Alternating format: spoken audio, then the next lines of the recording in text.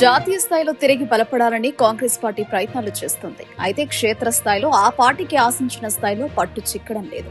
ఇలాంటి పరిస్థితుల్లో ఆంధ్రప్రదేశ్ నుంచి ఒక రాజకీయ ప్రయోగానికి కాంగ్రెస్ సిద్ధమవుతోంది. మహాత్మా గాంధీ జాతీయ ఉపాధి హామీ పథకానికి కేంద్రంలోని ఎన్డీఏ ప్రభుత్వం పేరు మార్పు చేయడాన్ని నిరసిస్తూ ఆ పథకం ప్రారంభమైన చోట నుంచే ఉద్యమాన్ని మొదలుపెట్టాలని కాంగ్రెస్ నిర్ణయించింది. యూపీఏ 1 ప్రభుత్వ హయాంలో అప్పటి ప్రధాని మన్మోహన్ సింగ్, ఆంధ్రప్రదేశ్ ముఖ్యమంత్రి వైఎస్ రాజశేఖర రెడ్డి కలిసి అనంతపురం జిల్లా బండ్లపల్లిలో జాతీయ ఉపాధి హామీ పథకాన్ని ప్రారంభించారు.